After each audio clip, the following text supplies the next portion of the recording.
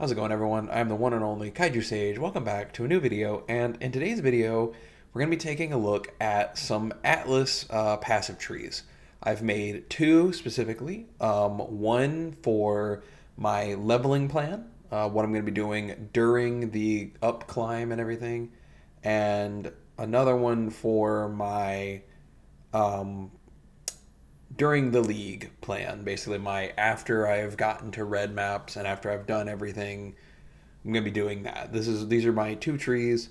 I'm gonna talk about it. I'm gonna talk about some general recommendations for what mechanics I recommend during this league based on everything they've said and shown.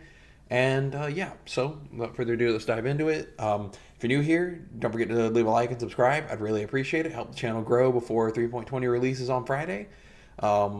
It helped me out a lot. I'd really appreciate it. And yeah, just subscribe so you can see more of my future videos. I make new videos every Monday through Thursday. So let's dive in and talk about my leveling tree first. So first up here, you have a very basic route. You start at the beginning, go up, grab strong boxes. I mean, strong boxes essence always and forever, right? You lose nothing. You gain so much just from these, like 6 or 7 points. You get a guaranteed strong box every map and a guaranteed essence. It's just free crafting, easy peasy, no questions about it. And then you get June. I come up here and I always take covert stakeouts because it gives you your early filling out of the what's it called? What's the actual mechanic called? I'm sorry, I'm drawing a blank. The actual not heist, syndicate, the betrayal, there it is, the betrayal crafting mechanics, the crafting mods that you can only unlock from unveiling stuff. You want to fill those out as quickly as possible, so I take covert stakeouts, get a bunch of those really easily, and it's just already along the path that I'm going to be traveling, because then you come up here and you get a guaranteed shrine every map. Pack density, plus you just get the fun of having a shrine in every map. I always take all of the shrine nodes minus the one notable for the covetous shrine, which is pretty terrible. I don't ever want to actually run into that, but I take the 3 minor nodes leading up to it because that's a plus 30% chance for an additional shrine. But I'll get there when I get there. So from there, you have a few different options. You can move over to here and spec 1 harbinger per map, which is probably what I'm personally going to do. I'm going to go up through there, get strong boxes, essence, go up to June, get the shrine, get the harbinger, and then come either. It varies. Like it just depends on what you're looking for specifically. If you want to come over here and go ahead and start blocking mechanics, that might be what I do. I might head down this way, start blocking mechanics so that I can start focusing on heist, because I'm playing a seismic trapper, so I need to get the anomalous. What's the poison? The anomalous herald, the anomalous poison herald, herald of agony. I need to get either anomalous or divergent, one of those that makes it give extra % chance to poison with its quality. And so I'll have to get that. And so I'm going to focus heist for a little bit. And then my like final strat, like after all of it's said and done, I'll probably be farming Legion after I do everything else. But that'll be like a third tree. So we'll talk about these two and I'll talk more about those things in a second. My actual focus of this current one is going to be farming harbingers, and just, harbingers, and for my leveling purposes, just getting a bunch of maps. I've taken shaping the valleys, shaping the seas, shaping the skies, and shaping the mountains, just so I can have the maximum easiest chance of getting maps in the early game. That, and then I'm also taking 1/2 of the 𝙀𝙓𝙋𝘼𝙉 wheel, just so I can 𝙀𝙓𝙋𝘼𝙉 wheel, and that way I have the easiest time filling out my atlas, literally as easy as possible wherever I can. And so yeah, you go up through there. I'm personally going to take harbingers first, then I'll come down here, block a few things, maybe go ahead and use my points to get shaping the skies. Then I'll go up, over here, block the rest of these things, get shaping the mountains. Then I'll finally move up through the 𝙀𝙑𝙋𝘼𝙉 wheel, grab those things. And then it just depends how far in I am. At that point, I might come back for these, but it just depends. It just depends what you're looking for. Mostly, I just want to get all of these eventually, so I'll go up through there, and then if I get these, then I'll go over here, grab this, which this one is actually probably one of the later ones you want to grab, because harbingers in your map have 60% increased cooldown recovery rate, can be really, really scary. If you've never seen it, it is exactly what it sounds like. Harbingers have 60% increased cooldown reduction. They can use their abilities so much faster. The ball lightnings from harbingers just start flying in every direction. They summon their minions faster. They cast their like line of fire and stuff much faster. It's really can be really, really scary. So just keep that in mind. This one I might wait to spec until I'm in yellow to red maps and have some gear. So I might come back for that. And in that case, I would move through those, go up here, go ahead and grab Operative Strongbox as soon as possible, which this is less important in this league because now that they've added the fact that bronze scarabs can drop on the ground just normally, you're probably going to see an influx of scarabs like never before. And then obviously you take rare and corrupted strongboxes and operative strongboxes while you're there. Then you move up through taking all of the shrine nodes, get the chance to spawn a harbinger boss, because when this happens, it just gives you like 2 or 3 harbingers in the map. It's just free. It's guaranteed harbinger boss or not guaranteed, sorry, 25% chance, but it occurs a lot. It's a very, very frequent thing that you'll see it. And then the last thing is just go up here, get backup cash, get Vault of Mysteries to get extra div cards and currencies. Take this one first, where it duplicates currency items on opening a what is it? It's the Arcanist. Yeah, when you open an Arcanist box, it just doubles your currency that you get from those. There you go. And then the last thing up here is 10% chance to get an additional shrine. So beyond that, I've left 37 points at your disposal. For the purposes of this, if you want to grab a few other things, you definitely can with this amount of points left over.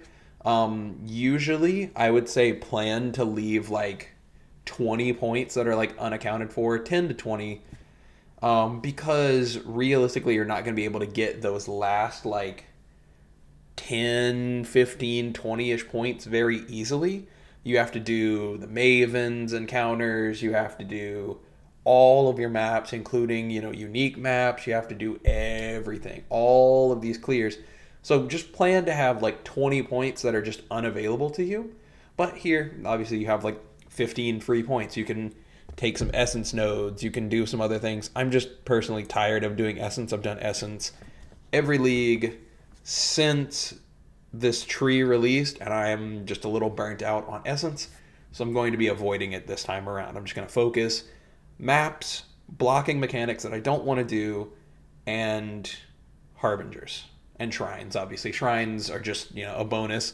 I love me some shrines. Getting a haste shrine is like the best feeling in the world because you just get to zoom through a map. It's great. So that out of the way, what is my next tree? Once I have reached red maps, I have a solid pool of red maps, and I can confidently say that I have what I need from my leveling tree. What's my next tree going to look like? So let me pull this one up. Here we go. So this is my secondary tree, where I've like spec'd out of everything, spec'd out of all the map nodes, spec'd out of essence over here. And now I'm still blocking everything but heist at the moment, but this will probably eventually change. But anyway, still focusing harbingers, still getting all the shrine nodes, moving up into and strongbox nodes, which is just mostly these things.